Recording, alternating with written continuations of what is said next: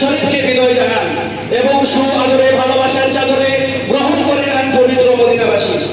প্রিয় ভাই ও বন্ধুগণ, কিন্তু কাফেরদের চক্রান্ত এবং জালেমদের জুলুম নির্যাতন মুসলমানদের উপর প্রতিনিয়ত বাড়তে লাগলো। ঠিক তখনই মহান রব্বুল আলামিন রাসূলুল্লাহ সাল্লাল্লাহু আলাইহি ওয়াসাল্লামের মধ্যে জিহাদি স্পৃহা জাগরণ করে দিলেন। তারপর নবী সাল্লাল্লাহু আলাইহি ওয়াসাল্লাম সাহাবায়ে কেরামদের জিহাদের প্রশিক্ষণ দিলেন, তাদেরকে নিয়ে অগ্রসর হলেন যুদ্ধের ময়দানে। প্রশিক্ষণ দিলেন বদরের ময়দানে সিজদায় পড়ে, উহুদের ময়দানে দান দান মোবারক শহীদ করে, খন্দকের উদয়ে পেটে পাথর বেঁধে 4000 তীরের মাঝে অটলধারী মহানবী সাল্লাল্লাহু আলাইহি ওয়াসাল্লাম উম্মতদেরকে জিহাদ প্রশিক্ষণ দিয়েছিলেন। যার এই করুণা ধারায় 8ম হিজরিতে পবিত্র হয়েছিলেন প্রিয় মক্কাকে মুক্তি থেকে মুক্ত। সুপ্রিয় শ্রদ্ধাভাজন ভাই ও বন্ধুগণ, আমরা সাহাবায়ে কেরামদের মতো চলতে পারবো না ঠিক, কিন্তু আমরা তাদের অনুসরণ করে চলতে পারবো ইনশাআল্লাহ।